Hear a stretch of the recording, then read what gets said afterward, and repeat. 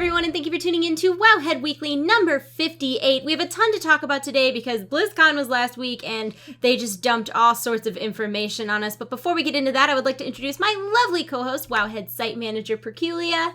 Hey everyone, we have so much BlizzCon news. We skipped last week because that was BlizzCon, so we've got BlizzCon news and like Warcraft movie news, and there was the trailer and the art contest winners and these class blogs, and yeah. We have a lot to talk about. Yeah, so I want to kick it right off with the Legion art contest winners. I made a little gallery. The first place is the one that you're seeing right now. Grand prize was the Burning Rage by Templier Painter. Then there were also several first places. This one was called, I'm not sure, I think this is Light and Shadow. Yeah, Light and Shadow. This one is The Dark Titan by Joel Lagerwall. The first one was by Angju. And the final one is The Common Enemy by Sunstrider. I love this one. And then you're going to see a bunch of second places because there were a lot of second place winners. What, like 9? There's actually 20. It was meant to be 15, but we got so many submissions, close to 500, that we decided to increase the number of second place prizes. So, we're really happy with the theme and the variations. Like, we've got the Emerald Dream, we've got Survival Hunters, we've got Artifact Weapons, of course, Demon Hunters, some Maiev, Val'sharah. So it wasn't just, green and purple Illidan. Yeah, no, I was surprised at the variation of all different ones that we got, and they're all so amazing. Like, they really, really are. Like, I love this one with the Undead and the Draenei fighting. Yeah, that one had a really cool, I asked people to write blurbs about their inspiration. That person was like, oh, they're fighting in the Undercity, who's going to win? That's up to you.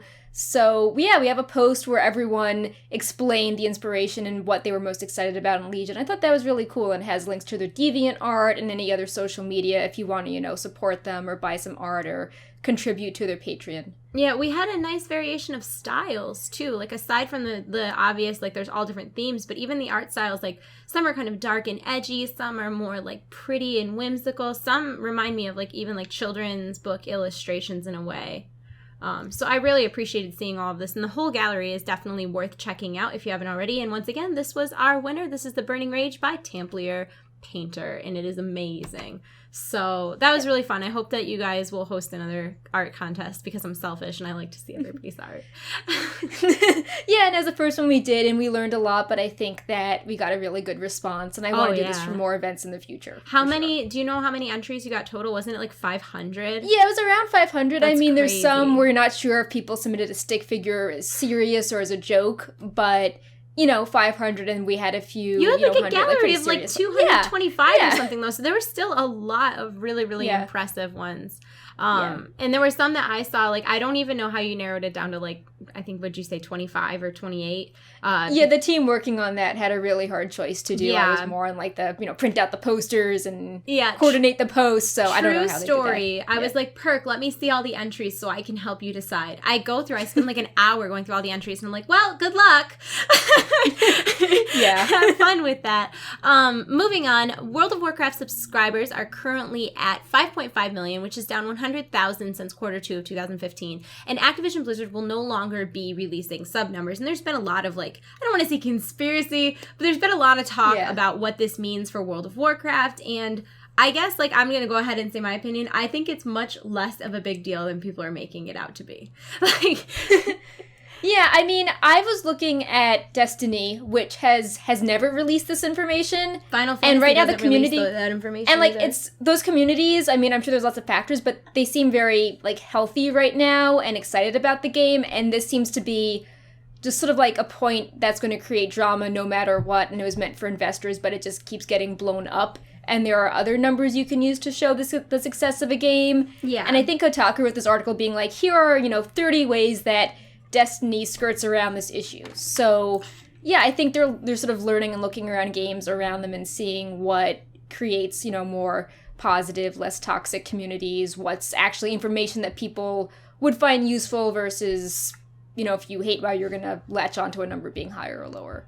I agree, and I also think that, like, people need to keep in mind that this is for investors, and investors don't particularly care about subscriber numbers. They just care about the bottom dollar, and I think there's also, it's worthwhile keeping in mind that World of Warcraft is a 10-year-old game. It is unlikely that they will ever reach consistent subscriber numbers where they were at their peak, and that's just the nature of the beast. I don't think that that means WoW is a dying game or a failing game. It's just everything in life has like ups and downs, and I think what happens is every time they release subscriber numbers, people go up in arms and are like, well, in Lich King it was 12.2 million.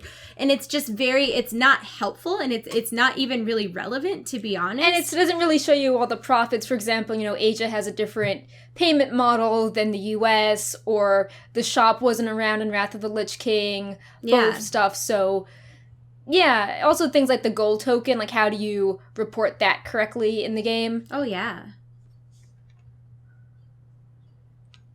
Right. Yeah, how do you report? Because it's like, do you report it once it's used, or do you report it when it's purchased? You know what I mean? Like, that gets into some weird gray areas. And I know they did announce that the WoW token is included, but they didn't say how it was included, and that leaves a lot of room for interpretation. I don't think WoW is going free to play anytime soon. I don't think WoW is dying anytime soon. You have to remember that games like Final Fantasy, like even though Final Fantasy 14, which is arguably like the biggest competitor to World of Warcraft, they don't release subscriber numbers, but there is like this portal website that and the other Blizzard games, like they're just like, hey, Hearthstone's doing well or Heroes is doing well. They're not like micro going into all the numbers. Yeah, but like Final Fantasy, I think that it was speculated that they're at around 750,000 paying subscribers, and they're WoW's biggest competition, and people never say like Final Fantasy is dying. So I think it's just kind of unfair to look at, yes, WoW used to have 12.8, I think, at its very peak, but I mean, everything is not going to stay at its peak forever, and that doesn't mean it can't have a healthy, positive subscriber base just because they're not at that huge influx of numbers. Plus, you never know. Legion hype is real, man. Yeah.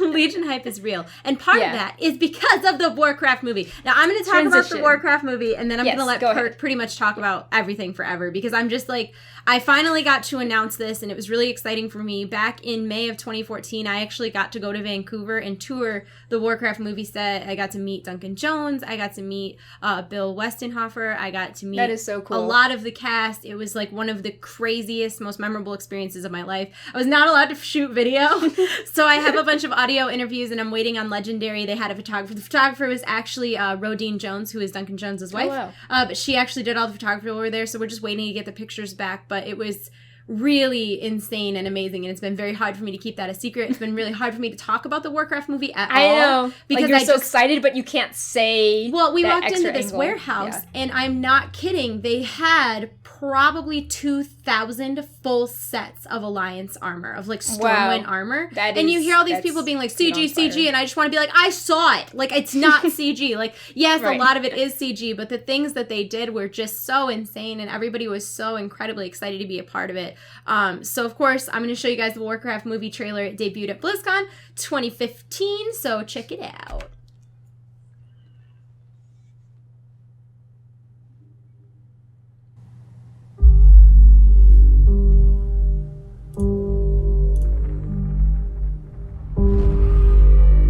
For years, our world has been at peace. But something is coming. I can feel it. Dark forces are upon us.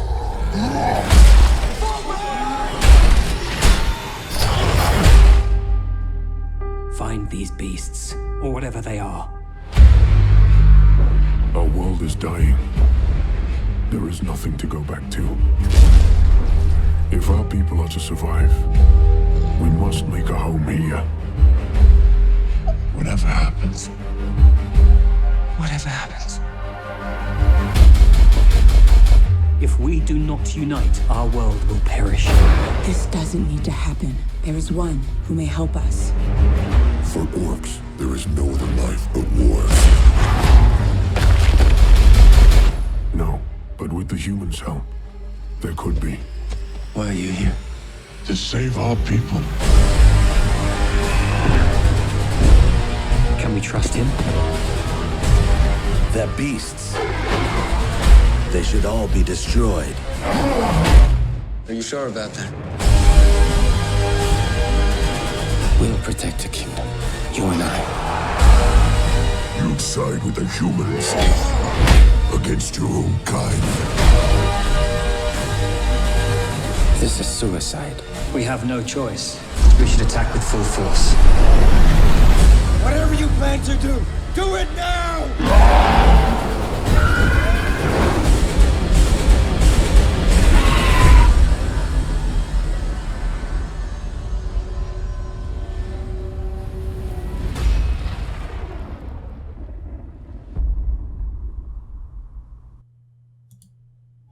I'm legitimately so excited I can't handle it. I don't even... Yeah, watching that again was special. What was your favorite part of the trailer? So, I liked the shots of Stormwind, and when the Griffin at the end is charging down. Yep. So, I like the awesome Alliance shots. You know, it's funny because this was one of the things I said when we toured the set. A lot of the sets were actually built. Like, Medivh's room was completely built. Like, we got to walk around it. It was huge. And we also got to visit the Stormwind set. And it was, like, downtown Stormwind, real size. And they had it 360 degrees. It wasn't just, like, a lot of movie sets. So you could be, like, trade chat in the trade district of Stormwind. Yes, it was the trade district. So there was a mailbox, and there was a war board, and there was, you know, it was very... that's so cool. It was crazy, and I play a Horde character. Obviously, all of my characters are Horde. I've dabbled in Alliance, but I am primarily a Horde player, and I like got super emotional being there. Like, I like teared all up because it was like so insane to see like the fountain and everything just like real and life-sized, and it was the cathedral crazy. Looks amazing, and just sort of like the hills in the background. I'm like, I really want to live here. And it's so cool how they've gotten the different areas color-coded, like you actually do in-game as well, like the purple roofs and then like the blue roofs and the red roofs. It was very, very impressive.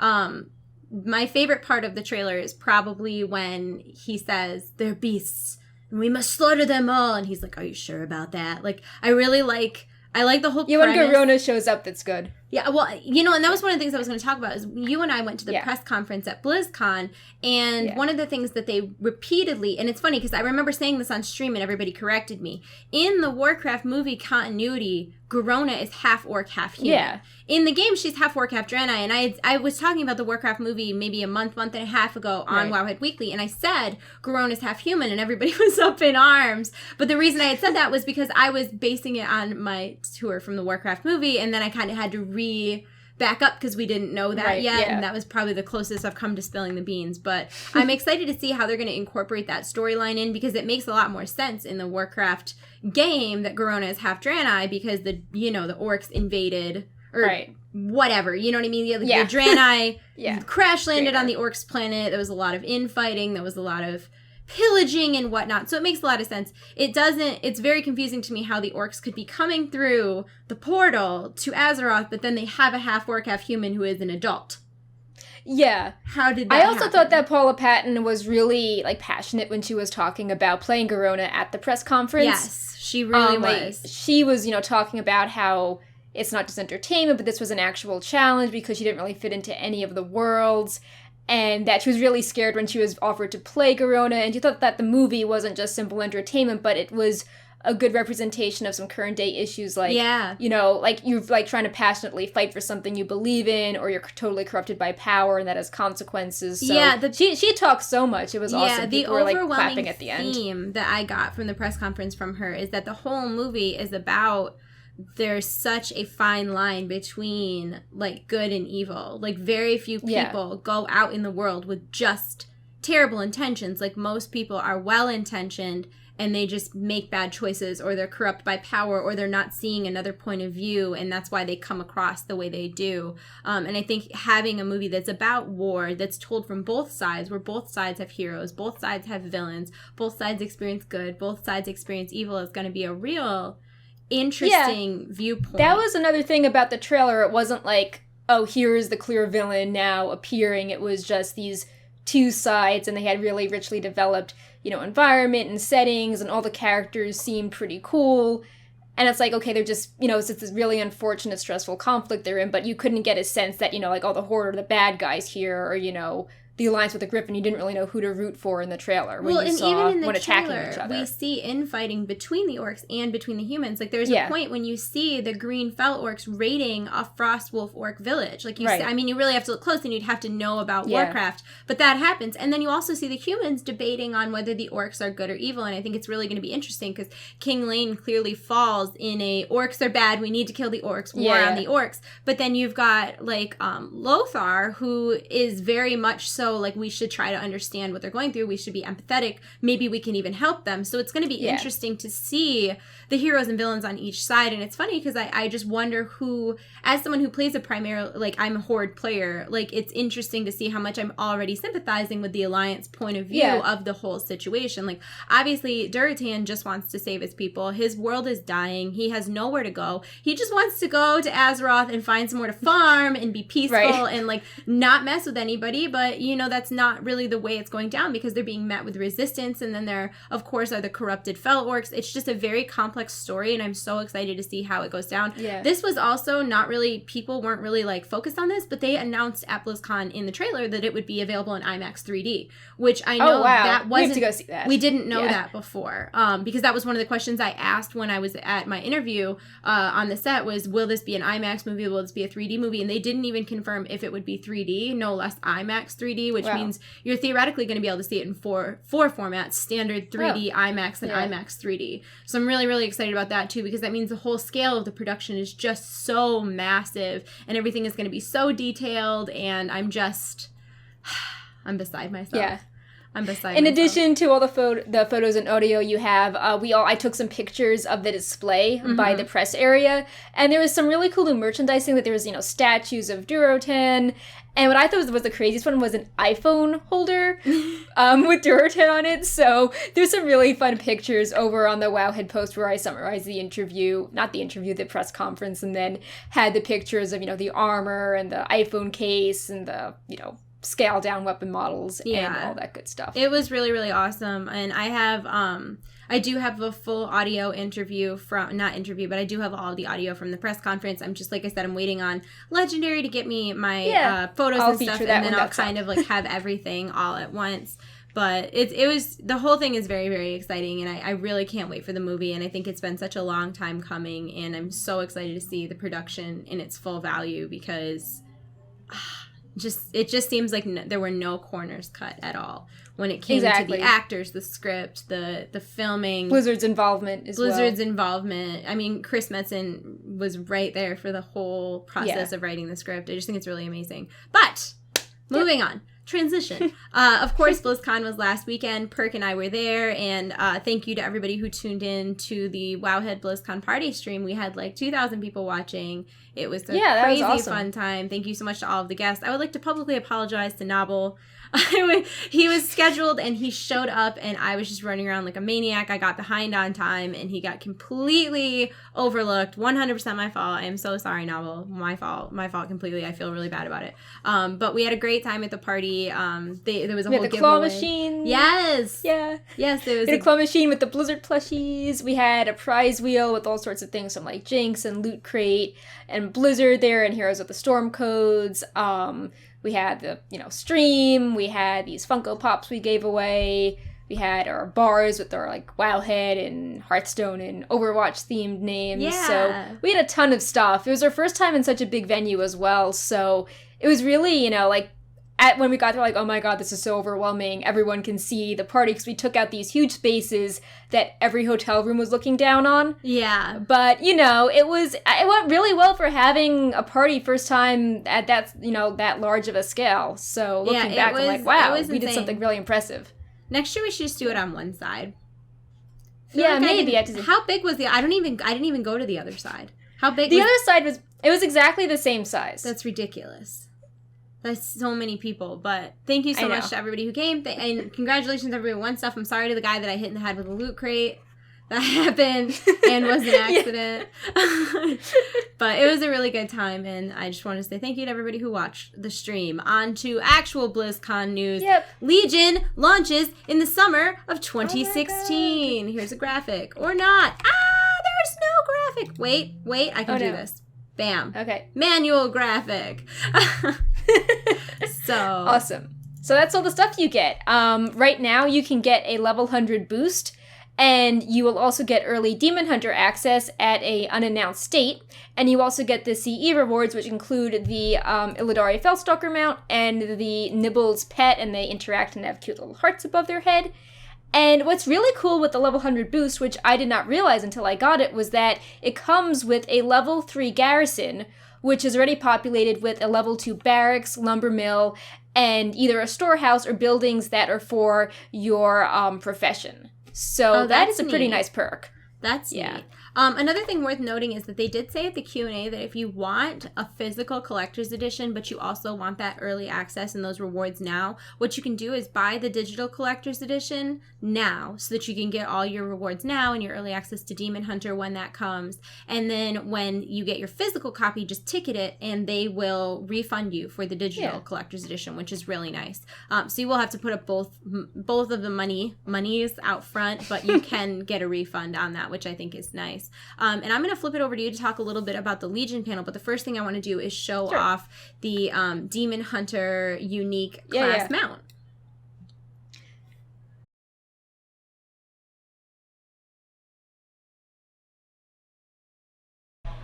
Oh, it's got cat animations. Yeah, it's like a Night Saber and a Nightmare. It's like a Felstalker.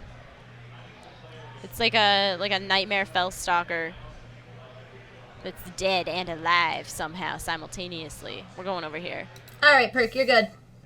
Awesome. So the first panel after the opening ceremony, which announced, summer 2016 and the awesome variants of Valnis cinematic, was focusing on like little world building details and content and what's up for all the zones. So, definitely check out the Wowhead post because we have tons of high resolution images of all the different zones. So I'll just run through them a bit and then we'll talk about some of the interesting scaling going on.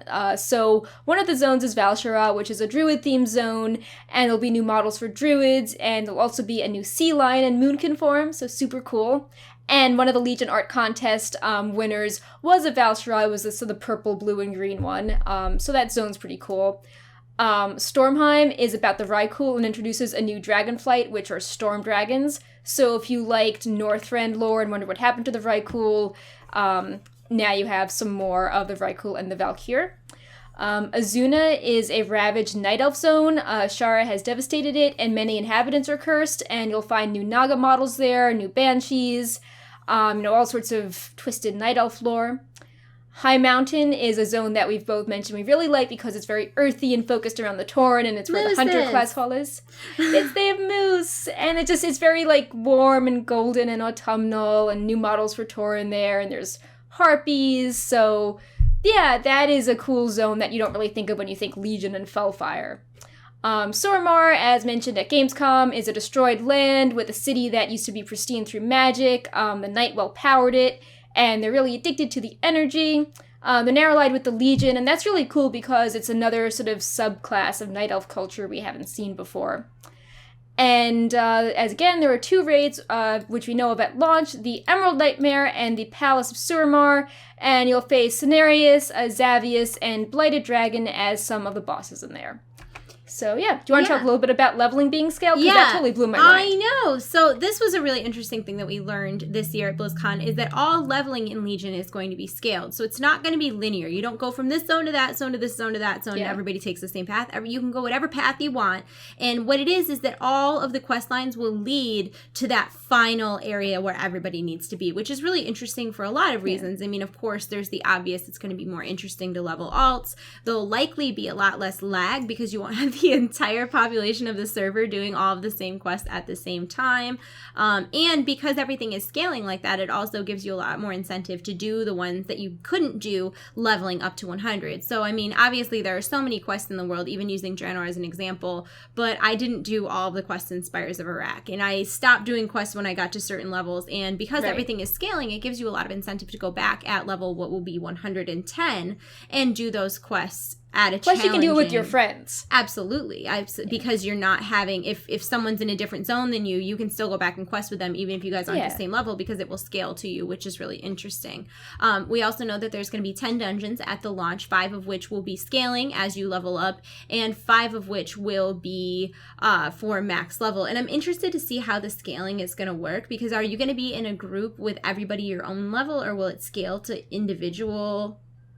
Yeah. I am happy, though, that there's 10 dungeons, because that's more that we've seen before in the past, that's a for lot. MoP and Warlords. So it seems that they want to make good on their promise to have more dungeon content moving forward. And speaking of dungeon content, we also found out that challenge modes will be getting a complete overhaul in Legion. Instead of it being like a race like it is now, just to try to go as fast as you can, they want to make it more challenging. And it reminds me a little bit of Rifts in Diablo, because every time you beat something definitely. on a difficulty, you'll be able to scale up a little bit and scale up a little bit and go harder and harder and harder. And I think one of the most interesting factors in all of this is that they said that gear won't be downscaled anymore, and the gear that you get from challenge modes is actually a genuine alternative to raiding.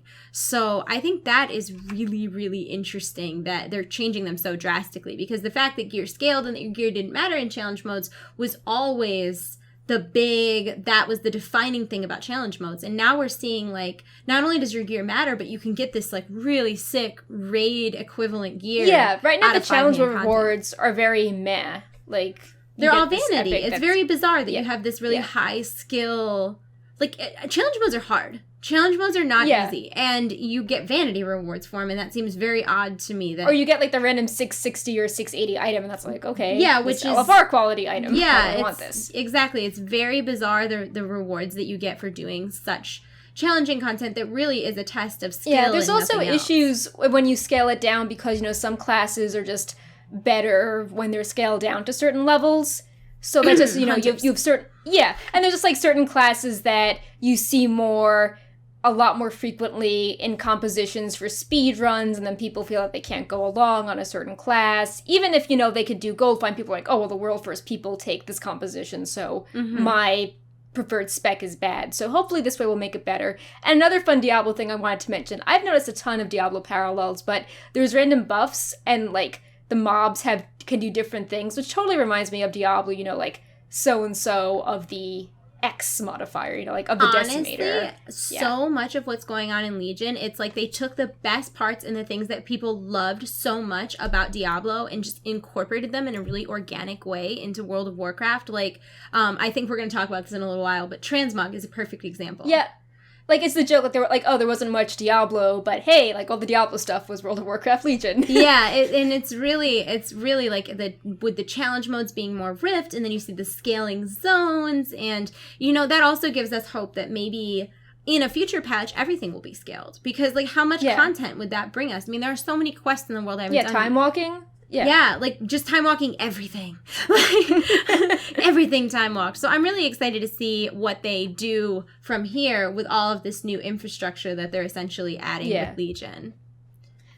So we should talk a little bit about the Darkmoon Fair chat and the community amphitheater, both in some of the information that was there, but also the concept of it. I thought this was a really cool area. It was. That was where I did the streaming.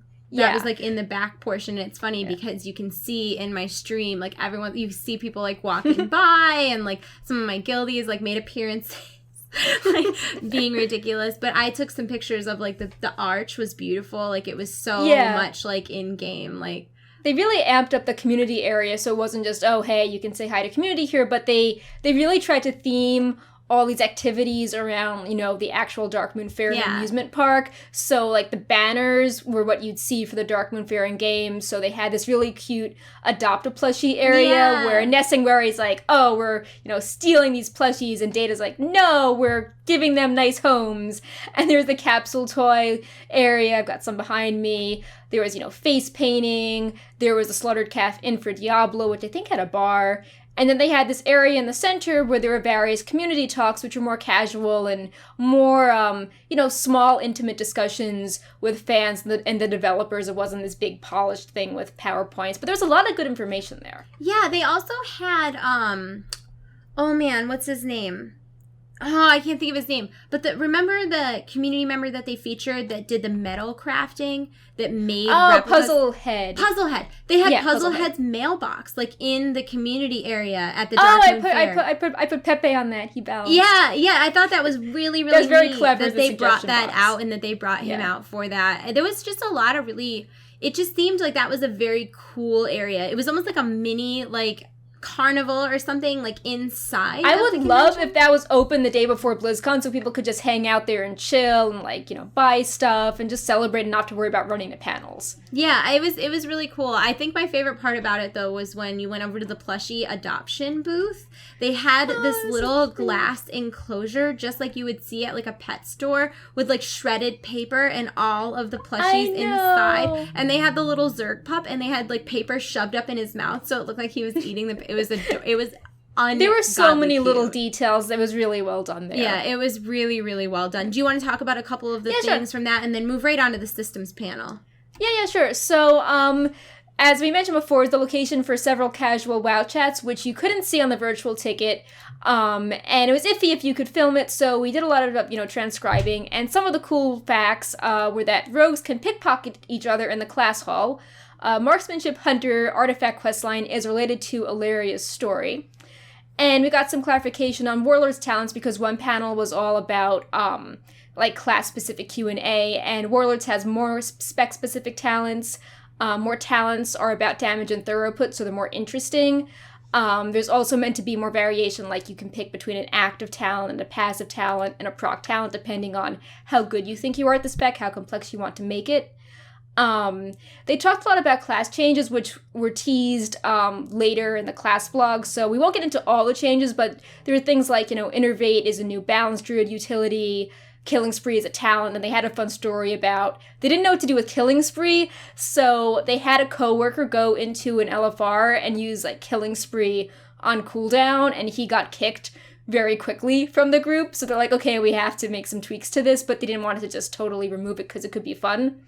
So we just learned a lot of class things like that there, and yeah, I had fun going to it. The timing was a little awkward because they scheduled the class informal Q&A at the same time as the main stage Q&A, but I really liked the vibe of it. It felt like if you were a fan and you cared about the game at BlizzCon, you could go there to answer the more sort of, in-depth questions, and if you just wanted to hear, the more general things, you could go over to the main stage. Yeah, well, in the Q&A, I mean, it's pretty every year we see that the people get to end up asking questions in the Q&A. There are some questions that you're just looking at them like, you had all the time in the world to pick a question, and that's what you chose. Yeah, so, on a stage, you might want to be like, how do Death Knight runes work? But if it's, in front of 100 people that really care about classes, it's more of a proper setting for that sort of thing. Absolutely.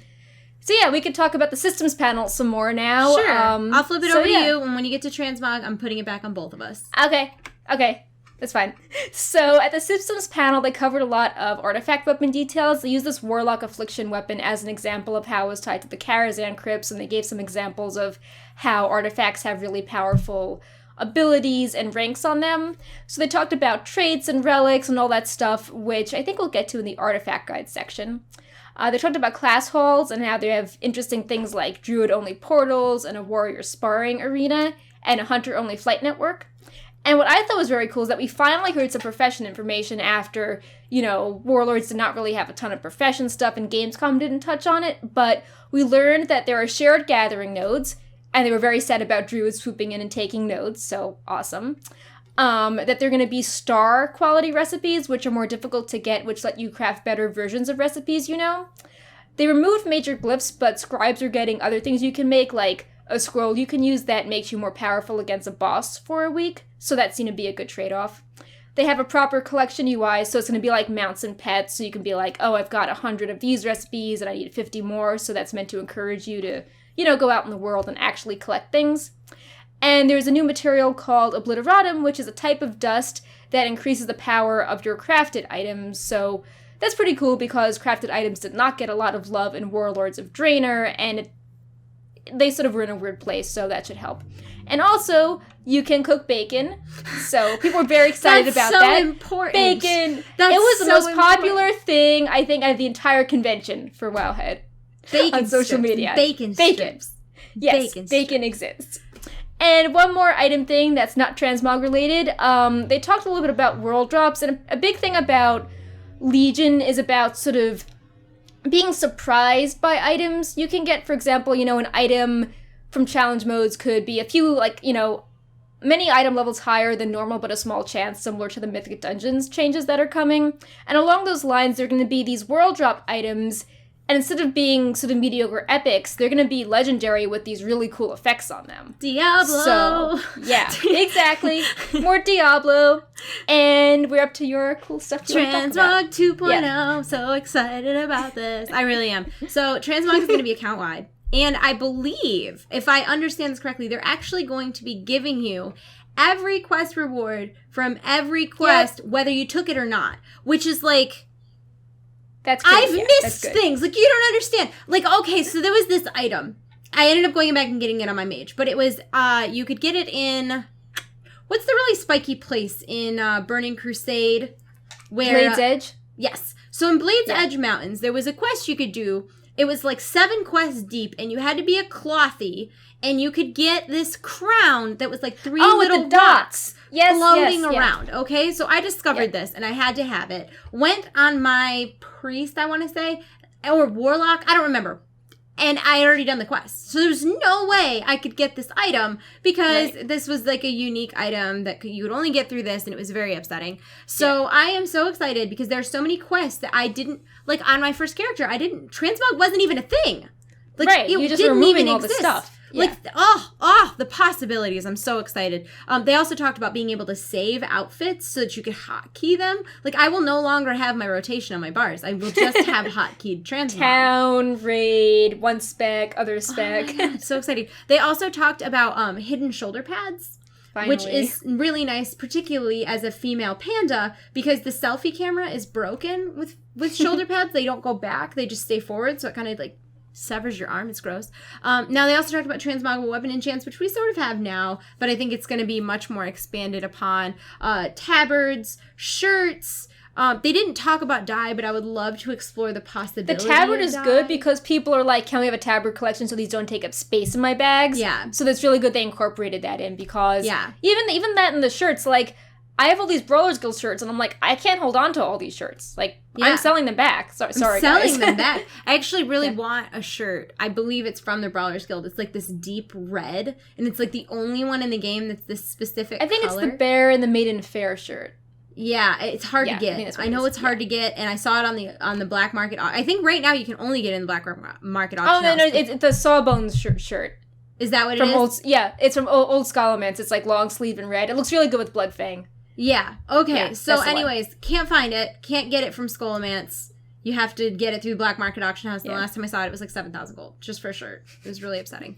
So I'm super excited about all of this. Like, unbelievable. Like, the fact that it's account wide is unreal because I have, several male characters. I have a hunter and a shaman. It's so nice that they're going to be able to interchange gear. Or like my paladin. My paladin has every plate set known to man. Like, it's just, I'm so excited about this. Like, I don't know if I'll actually play World of Warcraft. I might just play, like, transmogrification. I mean, I think they're really encouraging you for that because in the UI they showed they actually have a progress bar with how many appearances you've collected. So that's just going to encourage people to, have to collect all the appearances, got to get that green bar up to max. Stop it. I can't deal. I'm so excited. They did not I really love Transmog too because that was the first, like, major thing I did for Wowhead was setting up the Transmog set database. So, like, and I like fashion on my own time, so that was a really good mix of, like, job stuff and then also personal interests. Yeah. So we have some really cool ideas for what we can do with Transmog 2.0, but if you have any suggestions, comments, feedback, let us know. We can do something with it. Like, I'm just going to change my whole channel to Transmog chat. I don't even care. Like, I am so excited about this. I really hope that at some point they consider dyes. And I know, like, I had been one of the advocates that said, well, you can't have dyes because you have to earn certain colors of gear by doing certain things.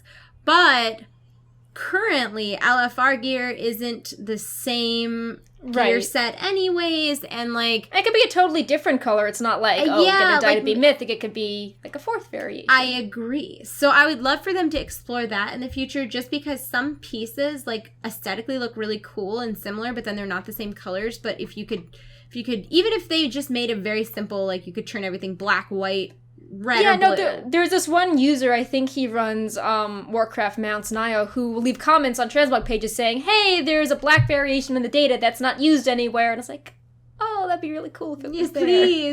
please. So I'm super excited about this. Unreasonably so. But let's move on a little bit. I do have a clip of our interview from Corey Stockton. I believe there's going to be audio on this too. So just so you know.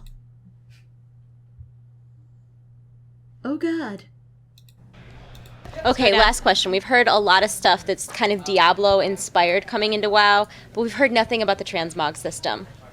Oh, the Transmog system. Yes, that's something we talked about. I mean, that is another thing that is core to what we really feel like offers players customization on their characters, We're very right? excited about that. Yeah, I mean, essentially the key is that you would be able to, find a look, and that look is stored without having to use like void storage, having to use your bank, and that you'd be able to then apply those looks to your character, at any one time, right? You can save versions of a look and then like apply that look, so you could like create, like a look that you just want to have when you're in town, and when you hop into town, you can have a hotkey for that and just boom, like throw that look on. That's so cool. The idea is really that you can create like sets, and then it stores, everything that you would have that you've unlocked, right? And then I think you would expect the things that WoW does with our UIs, like you could search for different helms and be able to look for that and see like where the item came from and stuff like that. I mean, that's our goal with that feature. It's obviously in progress, something we've been working on for a long time, but I think once we saw the reaction to that feature when Diablo added it, I think we were like, even a lot of us in the team were, oh, that feature's so cool. Yeah. It's really awesome. It's just WoW is a huge game, and we have so many items and so many looks, and you really have to get it right. Yeah. Like that UI to manage that much stuff. Oh, yeah. It has to be done right, and so we just have to take our time, work through a lot of iterations. But yeah, we definitely want people to know that we're working on it and that we want to bring those features as strong as we can to Legion. Yeah, that was excited. I'm really excited. Yeah. I thought that was going to be like, oh, I can't talk about that right now. And instead you Yeah, blew my mind. It's something we've been working on. I mean, obviously, hopefully soon we'll be able to show it. Yeah. People can see what's going on. But yeah. Yeah. Awesome. Well, thank you so much for talking to us. This No was an problem at awesome all. interview, and we're really excited for Legion. Yeah. Me too.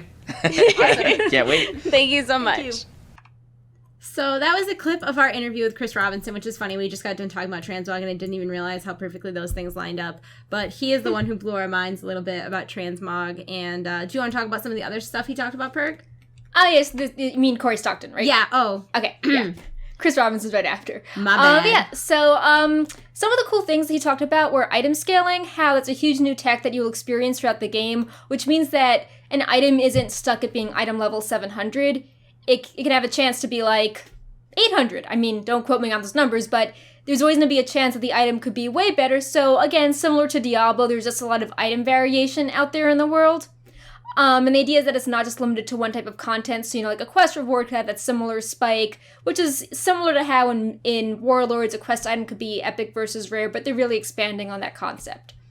So besides the item scaling, we also asked about questing and what it would be like to have a cohesive story if you can do the zones in any order. And he confirmed that, each zone has a cohesive story and like that has a conclusion and everything work towards the same goal. So it's not like if you do one zone before another, it won't make any sense. So that was cool. Yeah, it was interesting. He basically said that like all the individual storylines were part of a bigger story. And so like deep home. Yeah. Like you could do like the different pillars, the 3 different areas, and then they sort of form together at the end. It didn't matter what order you did them in. It was really interesting the way he described it. I'm sorry. Carry on. Okay. Yeah, so one thing that we were both really curious about was this idea of outdoor endgame content, because with all the zones, with the different zone scaling and how you're meant to go outside and do things, we were concerned that there was going to be almost too many options like dailies and Mists of Pandaria, and that people could get overwhelmed quickly. But he was basically saying that with the outdoor endgame content, you sort of go into different areas like bonus objectives and things get triggered and they're meant to be fun things that change a lot. So like mini games or, disguises or sneaking, and even objectives to go kill something will change all the time. So, like, one day you might have a quest to kill 20 Naga, but the next day it would be, like, 5 Naga and a boss. And he was also saying that you were getting incentives to go do all the things in a certain area because the emissaries in your classful order would give you bonuses if you did everything in a certain area, like a lot more reputation, for a faction, and reputation, factions have cool things like artifact tints and stuff tied to them. He also was talking about how things that the emissary gives you in your class hall can stack like Hearthstone quests, so you can do several on one day if you miss a day, which seems really nice. So that was cool. I thought that was real. I thought that was one of the coolest things he said we could do was stack the dailies for 3 days. Yeah. So between stacking the dailies and then going to areas to trigger quests, so it wasn't like, oh my god, I have 30 dailies in my log, what do I do? That seemed good. It makes sense. Like, if you're already going to that area that's outdoors, like, if you really like High Mountain, you just go around and you trigger things, but if you hate High Mountain, you don't have these quests in your inventory stressing you out about them. Another thing that was cool was that he mentioned that marksmanship hunters no longer had pets, which we learned later on, publicly, but that was like, whoa. Yeah. And he was also talking about the system, how they have many new passive talents for all specs, so you can focus on your crew rotation. Like, if you're an alt, you'd want to pick passives to make things easier, but if you were on a main and you were, like, trying to, max out your DPS, you would take some more active talents that require a higher skill level that have more of a reward. So I thought that was really cool because we haven't seen, like, any of the new talents yet at this point, and he was sort of being like, oh, as you've seen on the talent calculator, we're like, no, we haven't, tell us more. So that was kind of neat to learn, and I think will make the talent calculator more interesting and less cookie cutter going forward. Yeah, that was a really good interview. I was shocked at all the actual meaty answers we got from it. It's funny because when Perk and I were talking before the interview, we were deciding, like, do we upload this today? Do we wait till we get home? And for those of you who are, like, hardcore Wowhead followers, you know that we decided to upload it that day, but it was a minor disaster. It was, my computer blue screened of death.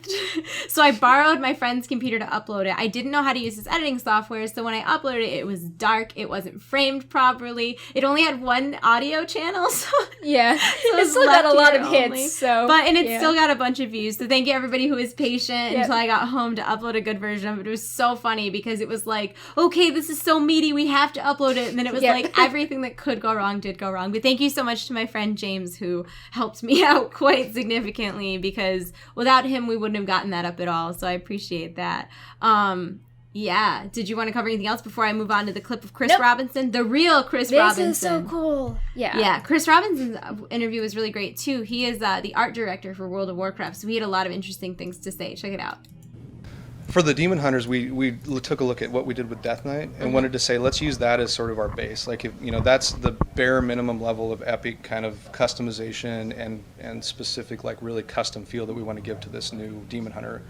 And then we want to give it 30% more at least. So let's make Demon Hunters Death Knights Plus. And given that information, we just took a look at, like, how much, where's the customization at? What's the fantasy behind, like, I get to play Illidan essentially, right? I mean, not literally, but it's the fantasy behind, he's the Demon Hunter guy, and if I'm coming in and I'm Blood Elf or Night Elf, and that's always been something about that culture that's really resonated with me. Yeah. Making sure that the first time I get in there and I'm flipping through those options, I'm not like, oh, this doesn't, what? Like, I don't get what's going on here. It has to be really like, yes, that's exactly hitting the fantasy of what Illidan is, and now how can we build off of that and make it even more, aesthetically enticing, to make sure that people feel like they have that depth and customization, and we don't look just like each other because we happen to be Demon Hunters. So a lot of it was, there's so many cool aspects to them, whether it be the blinding process that they go through to kind of take on those demonic powers, or the tattoos that form after they go through that process. And those hits are something that we've always wanted to, and we hear from players consistently, like, when can we have tattoos? When can we do, a lot of that stuff that the Demon Hunters are actually is like a core part of their kit. Yeah. So it was taking a look at the existing Demon Hunter iconography, whether it be the the tattoos and the skull, the horns and the Yeah. eyepieces and everything, and then really blowing out like how can we make an eye covering not just a wrap, what we can do that's like interesting and over the top with that. Yeah, the wings are awesome too. Cool. Well, wings are like default. There's especially when When you glide, the first time you see it, Yeah. it's like when you're like spacebar, what? Yeah. No, we were so fired up about that too. Like, Yeah. Because one of the designers was like, why don't we just have the wings pop out? Because we were just kind of gliding down. And that's one of those situations where I was like, how can we reinforce the fantasy that's here? And if I'm gliding towards the ground and I'm a demon hunter, of course I'm going to use my wings. Like, it seems default. Yeah. We didn't have it at first. And then when we put it in, we're like, oh, that's exactly what we should. So that was an awesome interview. And we found out a lot of really interesting stuff. Like, I wasn't sure what to expect from an art interview, Yes, the first one we've had, and it was really cool. It was a cool perspective. You want to talk about it together? You want to talk about it? You can go ahead. I talked a lot about the system stuff. God. So, yeah. Well, we talked a lot about. It's funny because this interview, I like embarrassed the crap out of myself. If any of you guys follow me on Twitter, you know that like the week of BlizzCon, I pulled like 2 all-nighters. I was sleeping like 4 hours a night. I like wasn't eating very well. So he said something, and I just was so concentrated on not heavily breathing because I was so tired that I was like not breathing. So all of a sudden I got really dizzy and was like, I'm gonna pass out. Yawned. And then he was like, oh, am I that boring? And I was like, oh no. mortified. So embarrassed. So I feel like the whole rest of the interview was like, don't yawn, don't breathe, don't yawn, don't breathe. But we learned a lot of interesting stuff, like about the challenges in creating Legion zones that they talked about. Like there was one area that they wanted to do, and they wanted it to be very like Lost City of Atlantis with coral and everything. But then when they were going back through the zone, they're like, this just looks like underwater without water. It's not right.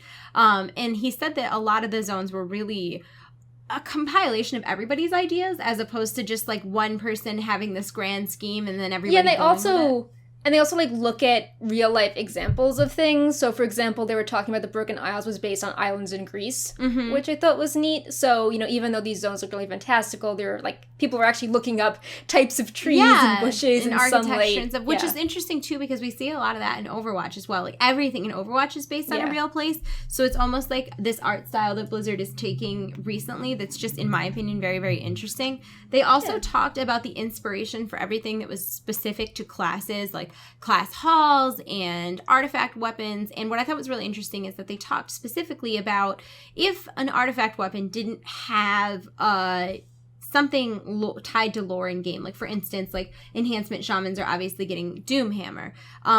If they didn't have something like Doomhammer to go from, they put 30% more into it because they wanted it to feel epic and that fantasy of being that character, even though they don't have this solid story to tie it to, which I thought was really, really interesting. And they did the same thing with class halls and armor sets to try to keep everything feeling very much like your class. And it seems like that's a very big focus this expansion. They want specs to feel specific and they want classes to feel very much like their class. And it's funny because a lot of people were so upset about rogues, and I feel like as someone who doesn't play a rogue, I completely get why they would overhaul rogues. Like right now, if you he plays a rogue too. And right now, if you don't play a rogue, I mean, rogues are rogues. They stab stuff. I don't know. Like, I don't know the difference between a combat and an assassin and a subtlety rogue. They stab stuff. That's all I got. Whereas in the new version of specking, you should be able to just, very quickly be able to, hunters aren't just going to shoot stuff. There's a pole arm, there's a no pet, and there's a heavy pet focus. And I think it's interesting that they're doing that to all the different specs. They also talked about the challenges that presented when you had things like enhancement shamans, which dual wield. I found that so funny. That was really fascinating. And it was weird to have 2 Doomhammers. It was like buy one, get one free. Are we just handing out Doomhammers now? And they talked about how they were going to deal with, that challenge that was presented and how they eventually went to like this elemental energy that sort of looked like Doomhammer, but it was not, and which I think is really interesting since shamans, all shamans, whether they're elemental or not, their whole shtick is that they use the elements in combat. So the fact that they're kind of using the elements to harness a weapon is really interesting. And they also talked about the different model updates, and the one he talked a lot about was Varian, because we're going to see... I really like this. Yeah, by all means, Perk, tell us about Varian.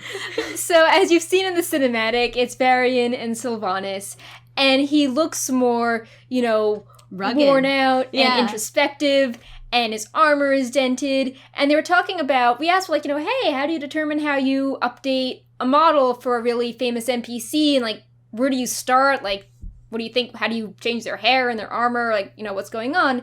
And they said with Varian, he was interesting because they made a lot of subtle changes that normally when they update a character, they make them look grander. But with him, they tried to tone down his armor and reflect the changes that his character is going through. Yeah. And it's some really fascinating things on how, like, they would have a model in game and then cinematics would take it and add some stuff to it, and they would be inspired by cinematics and put some of those changes back. Yeah. So I just found all of that really interesting, and how it just wasn't like, oh, this guy got a revamp, he needs, more sparkles and bigger shoulders. Yeah, that was an exact word. He was like, well, we usually just give him bigger shoulder pads. Yeah. But, Sylvanas is the same way, though. Sylvanas looks like she's been through some stuff. I mean, we've seen Sylvanas evolve several times in World of Warcraft, and she usually gets prettier. Like, I mean, not to sound like that, but she's undead and she's decrepit and like she's been through all this stuff, but all of her model updates have been prettier and prettier. In her most recent variation that we see in the Legion cinematic, she's got very hollowed cheekbones. Everything about her skin looks like darker and more worn. And I'm really happy because when they updated her one time, she was basically not reskinned, but she had the same cape and basic armor as Alexstrasza in Wormrest Temple and Ysera in Hyjal. And it's like, oh man, like they're all really powerful people. They need some more armor variations, not the same cape in different colors. Yeah. And I think Sylvanas too, I mean, everything about her is unique. I mean, she's an undead elf, and she's still got a pretty significant amount of meat on her bones for an undead. And I think it's just, it's nice that they're finally, like, her current, I guess, incarnation is much more true to her lore, in my opinion, than other things that we've seen, which I really like. And that was a really interesting topic of conversation. I don't think I was expecting him to talk about Varian getting, downgraded per se, but that was really interesting. We also they made the tier sets tie in with artifact weapons, right? Yeah, they decided that they couldn't make a tier set for each spec, but they tried to have elements of each artifact weapon and class theme be present on the tier sets, so the tier sets would make sense and fit the artifact weapon, which nice. I thought was neat. Well, plus, I mean, even with, they allow you to transmog artifact weapons, and they allow you to transmog pretty much everything but legendaries as of right now. But it's still nice that it seems like they're actually focusing on making gear that people would want to display. Like, currently. As opposed to like, oh, gotta, throw something on my new tier set. Yeah, like I don't know anybody who is rocking Warlords of Draenor gear. Like, everybody immediately transmogs as soon as they get it. Yeah. And I feel like that's part of the reason why we saw kind of like, I'm sorry, Blizzard Senpai, I'm saying this, but a little bit of like kind of lazier design when it came to sets compared to like things like Wrath of the Lich King, where everything was really or elaborate and stuff. And it's nice to see them going back to like, no, like we want people to display the gear that they're actually wearing. Like, yes, you have the option to transmog, but what's it worth if we're not adding more variation to the game? And the fact that they tied it in with these artifact weapons is then encouraging people like, no, don't transmog your artifact weapons. Don't transmog your raid gear, your PvP gear, whatever it may be. And I think that's a really cool perspective to come in because it's just giving more options. It's I mean, they're already giving you more options, but on top of it, they're giving you more options. We heard you like options, dog. And then I'm sure you're excited to talk about the melee animations. Yeah, that was something that we saw briefly teased at the Gamescom trailer in a few tweets. We're like, hey, these animations look kind of different. And we asked him about that, and he confirmed that they spent a lot of time revamping and rethinking the melee combat animations. And, like, subtle things like just making them pop more, looking at colors if a spell effect made sense for, like, a certain spec. And he was also talking about the damage numbers that you see above your head, how they've tried to resync them so they fit better with the swing, so they feel more meaningful and not just this steady stream of numbers above your head. He was like, even if this means that you have like smaller numbers that are spaced out more, it feels more meaningful because that's going to show up at the moment of impact. Yeah. So as a melee, I found that interesting because, as a rogue for a while, most of your damage, was from auto attacks, keep slice and dice up, so it's nice to feel like your swings actually matter. Absolutely. And moving on to the World of Warcraft Q&A, we found out that Tri and Quad Spec are coming, but the way that it was worded is not the way you think. Like, you can't have 3 holy specs. It sounds like they're just giving you access to all of your specs. So I'm wondering how people are going to feel about this, because I do know, like, there's the Holy Paladin in my guild has 2 holy specs that he uses. For both of them are for PvE, just for different circumstances. It was very sort of nonchalantly thrown out, like, hey, can we get tri-spec? And they're like, sure, and druids can get quad spec. And everyone's like, wait, can we have more info? Like, what? Yeah. So I'm excited to learn more about that. We also found out, which we kind of already knew, that Flight and Legion will be similar to Draenor Pathfinder, only it will be unlocked to progress on at the beginning of the expansion, but you won't actually be able to fly at the beginning of the expansion, which is fine. I know a lot of people really like flying, but unless you have a world that's built like ICC, you know what I mean? Like, unless you have that Storm Peaks, everything's big and grand, it's not that important, in my opinion. And we know that flying will be coming because they have said this several times that they want to do Draenor Pathfinder. It's not like, will we or won't we? It seems, if the quest is there in 7.0, we know that the quest is going to be finished in the later patch. Yeah. We also found out that there's no new battleground, that instead they're focusing the PvP system on the new honor and the prestiges, as well as the PvP specific talent tree. It sounds like there really is a big focus on PvP. It's just not unnecessarily a new battleground, which I thought at first was a little bit like, ooh, that's lame. Like, I can't believe they're not doing a new battleground. But one of my guildies had a very interesting perspective on this, and that is, PvPers get new raids every expansion because we can't do the old raids anymore. The old raids are no longer viable to do. But BGs never are not viable.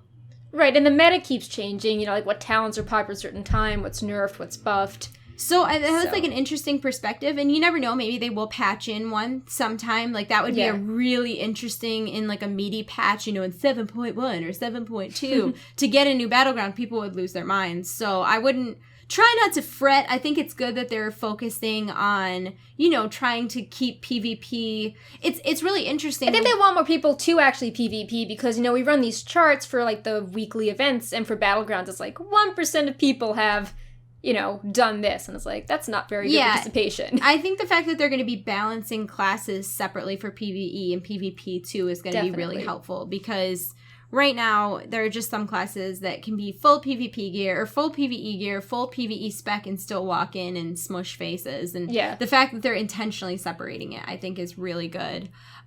We also learned about a new scenario in Broken Shore, which is 40 people, which is crazy. I mean, people were saying no scenarios all throughout Warlords of Draenor, and they're like, have a scenario with 40 people, which I'm excited to learn more about. Yeah, I'm very excited to actually see the Broken Shore event, because I think in the Blizzard Watch interview, when they interviewed Dave Kosak, he was talking about how this is going to be like the biggest pre-launch event yet, and I'm excited because, MOP was just that scenario, and it wasn't really much of an event, and Warlords got better, and I like things like the AQ event where it's totally massive and everyone feels involved. So I actually really liked it. Was it the Cataclysm one where you got the troll costume or the gnome costume? Yeah, there was like that, and then there was the dungeons you could do to get the gear as well. And like every week something new happened where there was destruction, and then like you woke up after one day and everything was bad, and it was just very emotional. What happened last night? What happened? Like, it actually made sense. Like, it was like, this makes sense why everything's changed now. That you had, like, these, it was very ominous. Every week things were getting worse, and then the patch happened. Yeah. So. I also thought it was really interesting that they said Raytheon may be in High Mountain because there's no legendary quest line. So what the heck do we need him for? I think he just likes to be around and cause trouble. Do little whelpling things. There's also going to be class accessories coming with artifacts, like Librams, offhand, stuff like that, which is cool, because that was something I was worried about as a shaman, although I really don't like the shaman weapons. It's really disappointing. Because shamans use shields, obviously, and they released shields for paladins. Like, they showed paladin and warrior shields, but they didn't show a healer shield. I think you'll just get, like, some sort of energy that you'll get. I'm not sure. Yay, a water shield. How exciting. I also thought it was cool, though, how Legion has the most voiceover of any expansion. And, like, they were talking about how, like, Demon Hunters got, like, all new, emotes and little sounds for everything. How much did you guys love Dino at the Wowhead party? Oh, He was so Yeah, great. that was he was good. so great. People were like rioting when he left stream. He was so great. He does the voice of the Murloc in the new Hearthstone adventure. Right. Sorry, I didn't mean to cut you off. I got excited. No, go ahead. Good Yeah, news, everyone. That's all. That's all I got. You want to talk about a little bit about artifact weapons more in Yeah, depth? definitely. So, Blizzard, in the middle of BlizzCon, released this massive series of artifact blogs, which had lore explanations and all the names of all the weapons and pictures of them. So we made a guide putting that together with everything we learned from the panels. The panels also had some slides that were showing like 5 other different colors of most of the weapons. So we put all that out, and just to get people up to speed on what we knew about artifacts, you can earn artifact power through quest bosses, rare spawns, rare drops, dungeon bosses, raid bosses, battlegrounds, and arenas. And when you get artifact power, you can then unlock traits, and you have some active traits which help your rotation, but there's also ranks to make different spells or traits stronger. And there's also relics, which are a way to socket your artifact for more customization, and the panel had pictures of the UI, so you can check out the Wowhead post if you want to know more about that.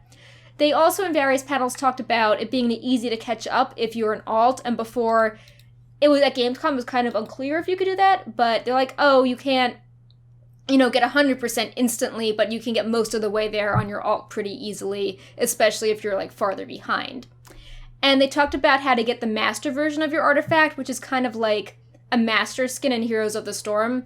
And, when you hit max level, you'll do some elaborate dungeon and questing sequence, and then you'll get like the super version of your weapon. Yeah. And they like hinted at extra colors, which I thought was cool, like Exalted with a faction, or you kill the former owner of that weapon, or you go to an area that's really meaningful for the lore. So I'm excited. Do you have a favorite artifact weapon? Because I think mine's the Shadow Priest, because it looks very demonic, but also like a night elf.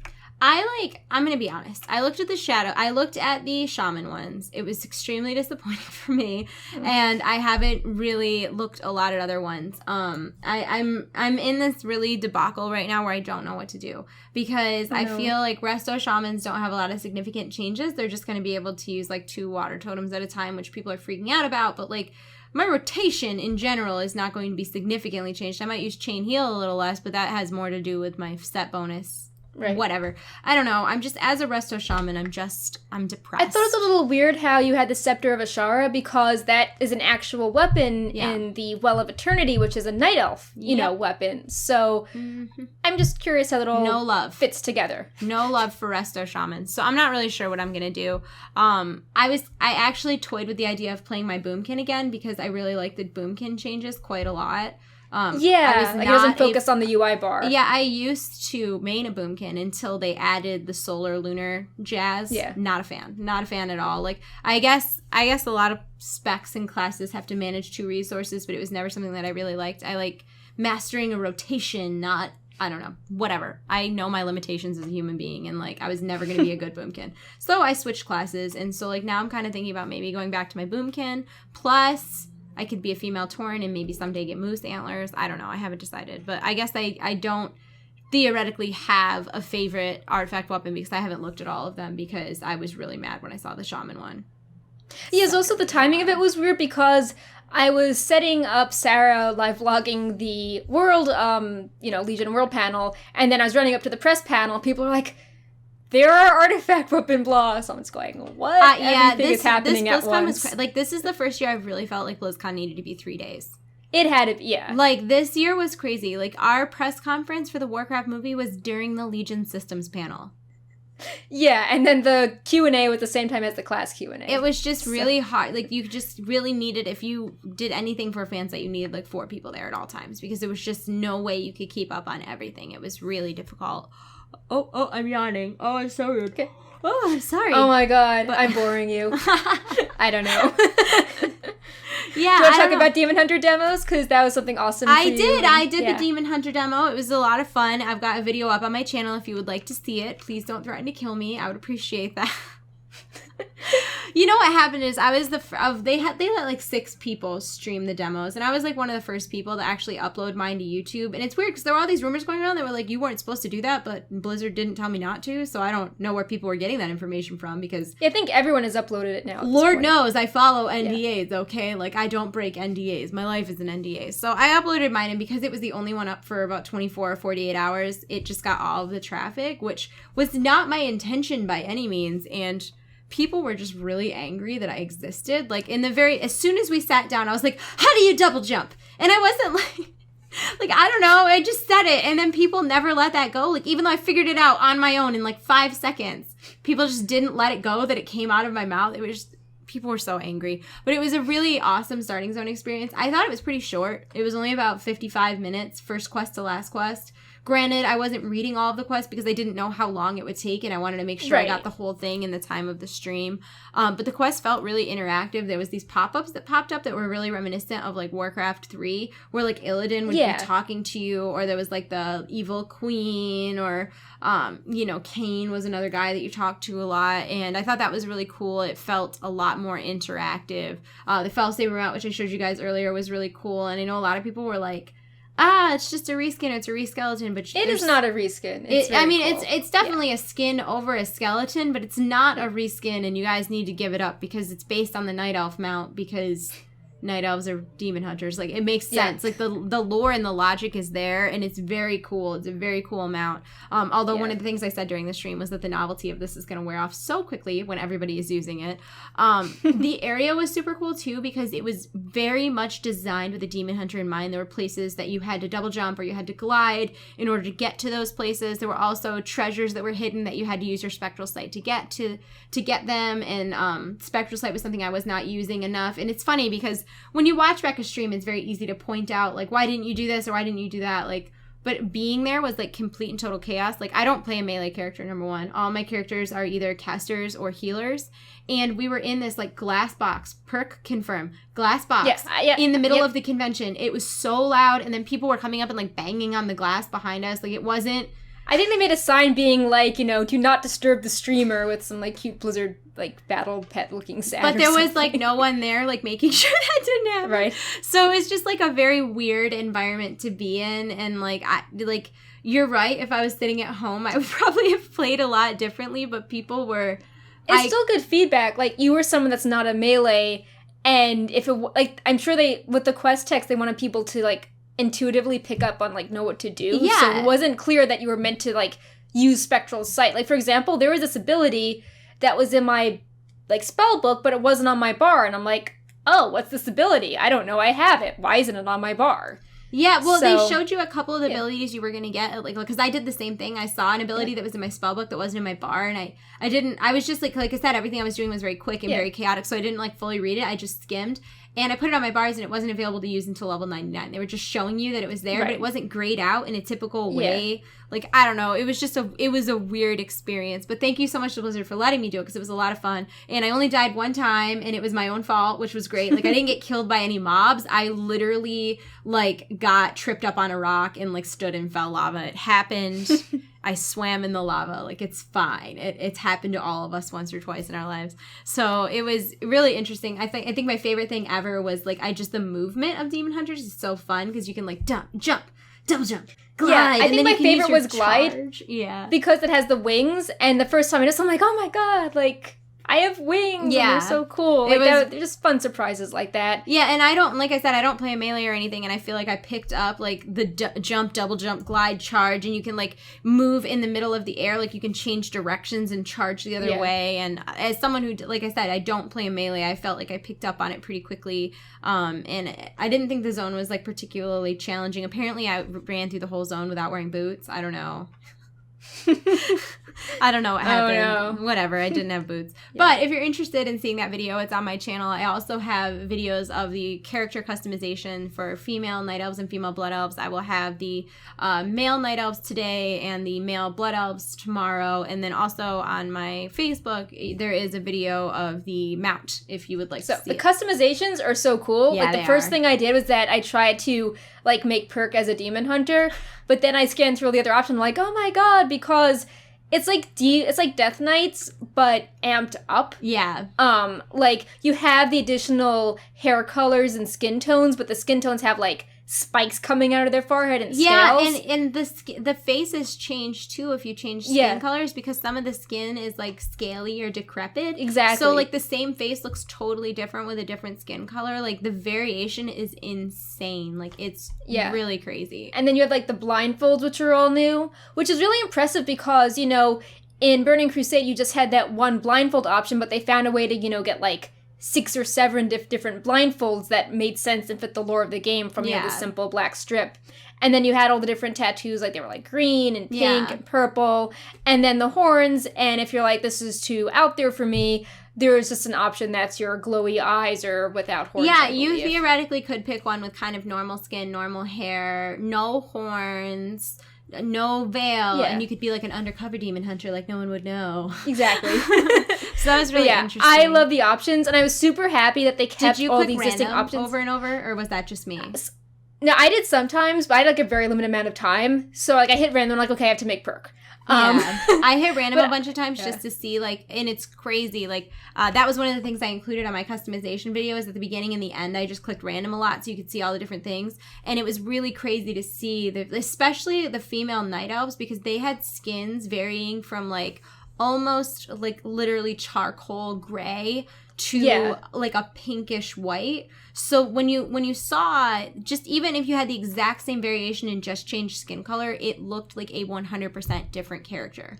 Yeah, I really like how they kept the other customization options, like the markings, and had the same hair colors and try to mix them up because, you know, because I was worried, I'm like, oh, I want this to look like my old character, but with a few more options. I'm glad I didn't have to choose between, do you want a character that has, you know, facial tattoos or one that has horns. I liked how you could be like, well, this is my character, but she's now been, you know, corrupted or different. So, yeah. Is that how you're gonna go into the new expansion, you think? Like you're actually playing perk as the demon hunter?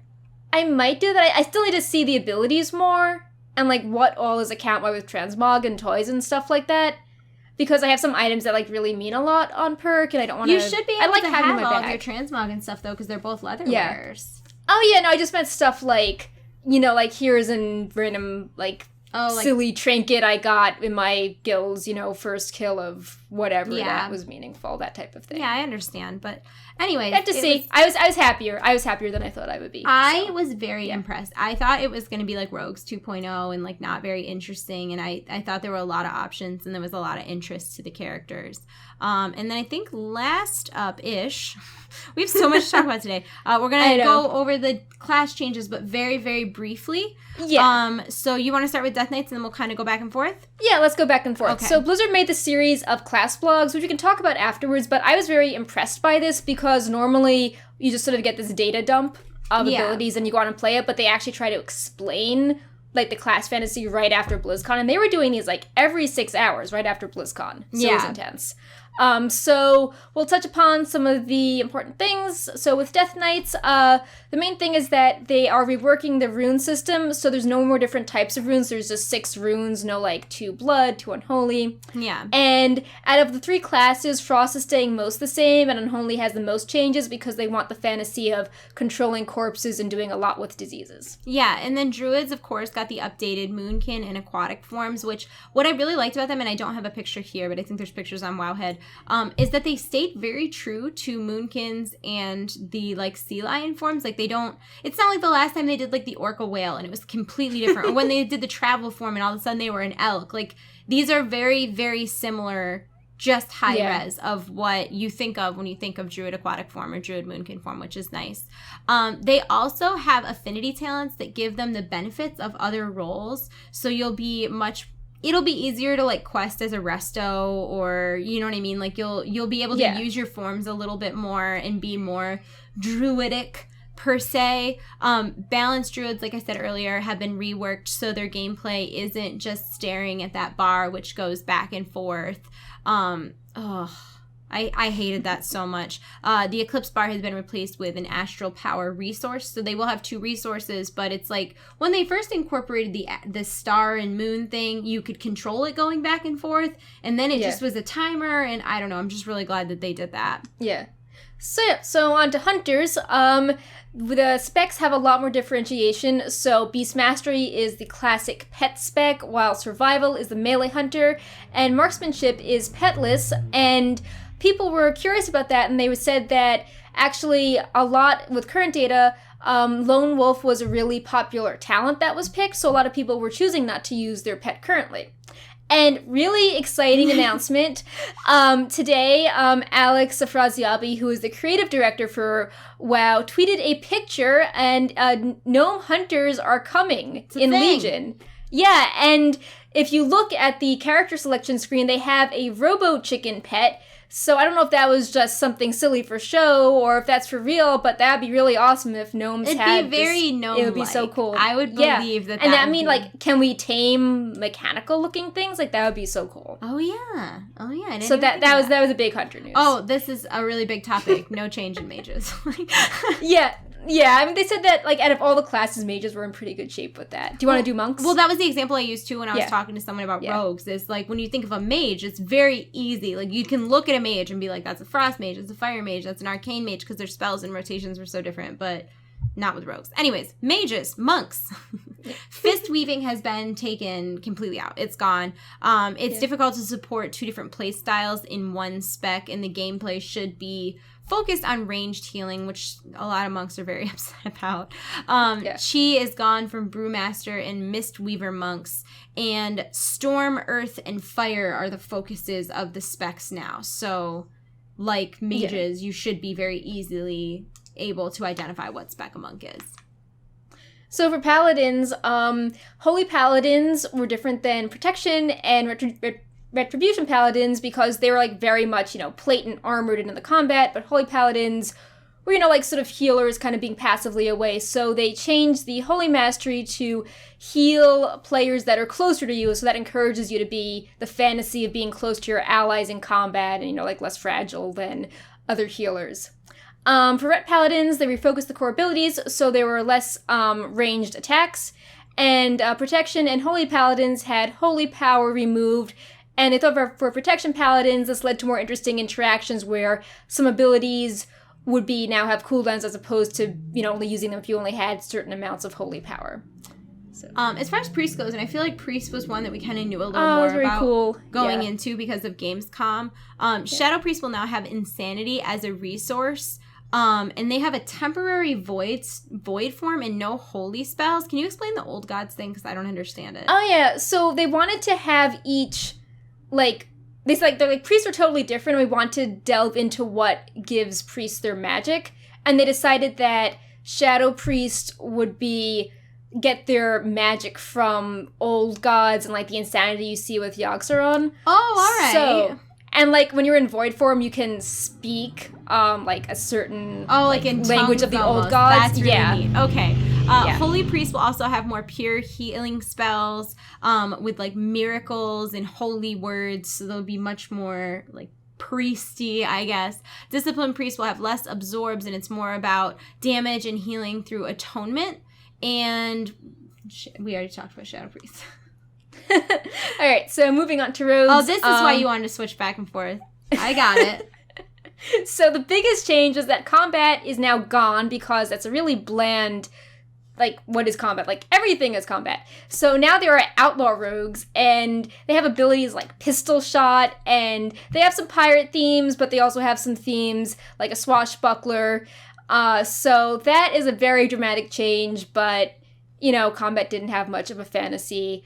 Assassination is a spec that is poisons and bleeds, and subtlety emphasizes stealth more. So, I think that based on my playstyle, like, I was combat right now for certain reasons, but I think that I might switch to being assassination because that fits, like, it just fits, like, the concept of my character more. Gotcha. So, yeah. So let's talk a little bit about shamans. Now you can, that worked out well.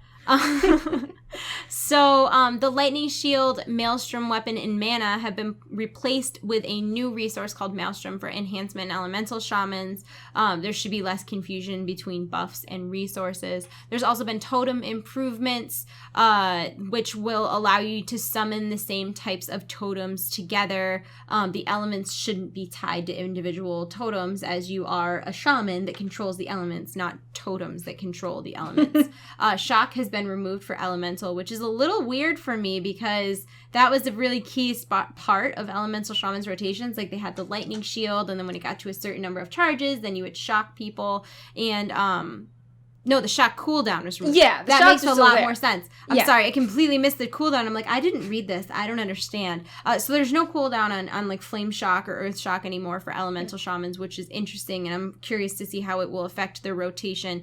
An enhancement is meant to be a melee range Elemental Shaman, kind of like, think of like a battle mage, as opposed to like just a typical melee, which I think is really, really interesting, and I think it's going to bring a lot more interest to enhancement shamans. And Resto didn't have many changes besides the fact that they'll be able to summon multiple water totems and there'll be less chain healing spam, which again, I feel like so much of that has to do with the 4-piece right now is very chain heal dependent. So on to Warlocks, Demonology got the most changes out of the 3 specs. It's more about summoning demons as opposed to becoming a demon. And the talents sounded really fun, like one talent is called Implosion. And Affliction emphasizes damage through dots, and it's not about spamming or filter abilities while dots tick. It's more about making those actual dot dealing abilities, like the sort of core emphasis of your gameplay. Destruction is relatively unchanged, except that Burning Embers are being removed, and each spec has soul shards now. That's like a unifying thing, and there are talents that can do different things with your soul shards. And they're also encouraging more demon variety, not just the same few popular ones. And they're, some have more utility. And for DPS, they're thinking that Affliction would slightly favor Fell Hunters, Demonology Fell Guards, and Destruction Imps. Oh. As far as warriors go, they have increased the customization through talents for Arms and Fury warriors, which drastically changes their playstyle through passive versus active versus proc style abilities. There's also an emphasis on classic warrior rage for Fury.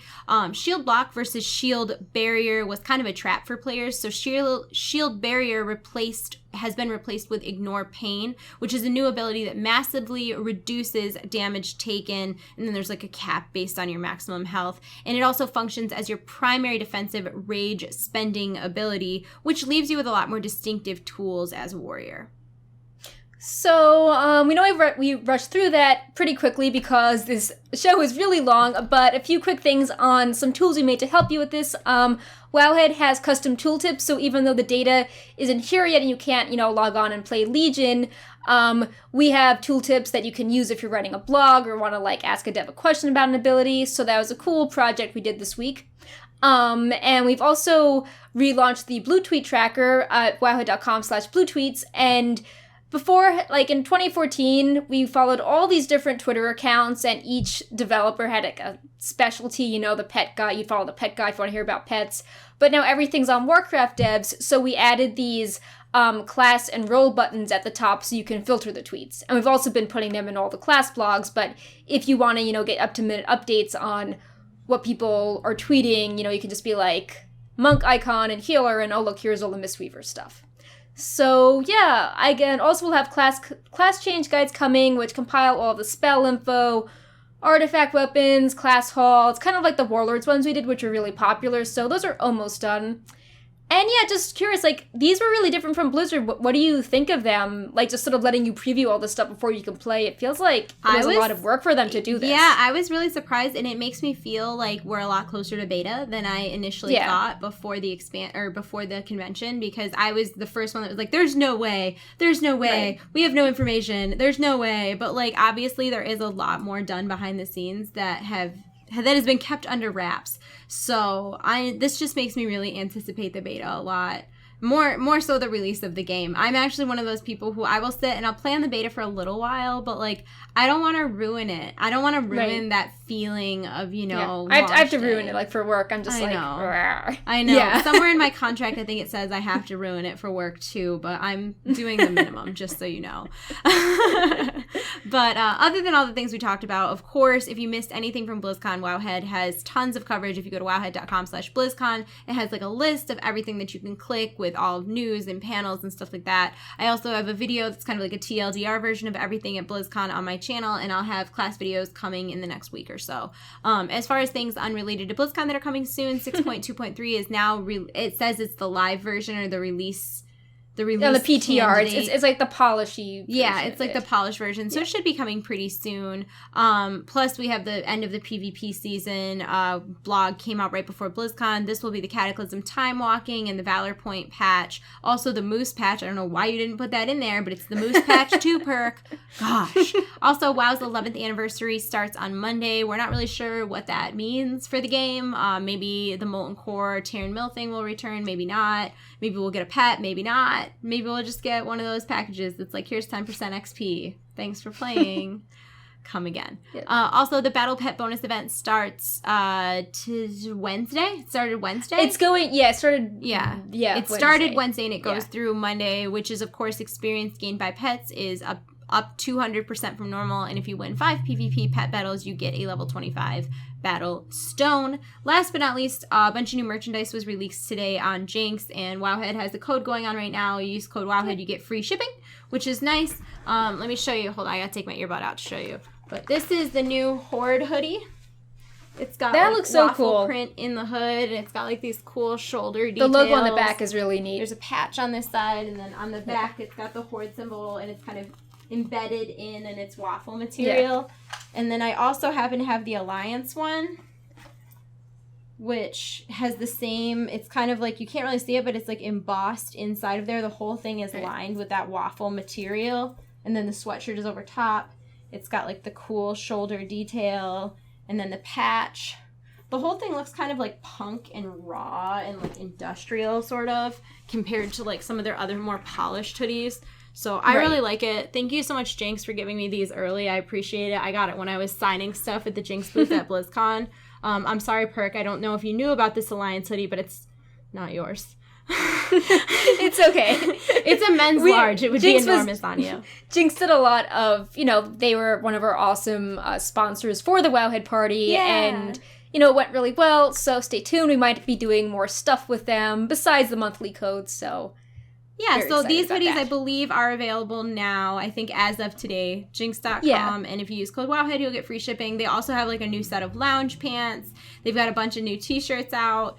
This is an old t-shirt from them. Yeah. Also cool. Yeah. So they have a lot of really cool World of Warcraft, Heroes of the Storm, Diablo, every Blizzard game merchandise. Yeah, StarCraft, because Legacy of the Void just came out. Yeah, and I think they released those some are really new cute stuff in pastel colors. Too. Yeah. Yeah. So anyways, tons of stuff as far as merchandising goes. I believe if you did a virtual ticket or BlizzCon, that the BlizzCon online store is still open. So buy stuff, have fun. Awesome Overwatch shirts. Yes. What's up? And while we're talking about merchandise, this month's Loot Crate has a Blizzard item, and I know what it is, but I can't tell you what it is. But I know. I can't say either. Oh, yeah. Perk knows too, but like it's definitely worth getting the box. Like, it's definitely worth you'll get your money's worth out of it. So if you're interested in a Loot Crate, I have a discount code. It's trade chat. You can go to lootcrate.com/trade chat. Definitely a Blizzard item. There's also a Fallout 4 item, as well as a Hunger Games item and a Street Fighter item. And 2 of those 4 items are collectible figurines. So you do the math. And I think that's it for this week. Was there anything else you want to talk about, Perk? Not really. We covered so many things. Yeah. I'm sure we forgot something. But, thank you, everyone. Thank you. We usually take questions at the end of the show, but we're literally an hour over today. So if you have any questions that you would like us to answer, I usually keep an eye on the Wowhead YouTube for the first 24 hours or so. So feel free to leave us comment on that VOD, or if you're watching this directly on Wowhead, feel free to leave us a comment on Wowhead. Perk and I keep a pretty close eye on those things. Thank you so much to everybody who watched the stream today. There's 325 people watching right now, which is crazy. We appreciate it so much. Thank you to everybody who subscribes to our channel and follows us, subscribes to Wowhead Premium, which is, of course, a service that allows you to turn all the ads off of Wowhead. Who doesn't love no ads? As well as customized customize your Today in Draenor. It allows you to track quests. You get a special color when you're typing in the comments and stuff. So thank you to everybody who does that. It really helps us out. Thanks for subscribing to us on YouTube, watching our videos, liking, comment, rating, and subscribing, all of those things. Telling us at BlizzCon that you liked all of our stuff. Yes. It meant a lot. Oh my gosh, did awesome. I tell you, Meeting everyone in someone person. stopped me in the airport and they're like, your pans are right. And I was like, yeah. And they're like, can you tell Perk that I really, really love her website? Aww. And if it wasn't for her, I wouldn't be able to function. They stopped me to give a message to you. So they just wanted me to tell you appreciate that. Thank you. You guys are so person. wonderful. So, yes, we're going to wrap up today's show. Thank you so much for watching, and we will be here next week, same bat time, same bat channel, twitch.tv/wowhead at around 6 p.m. Eastern time. So I hope you guys are all having a wonderful weekend, and we will see you soon.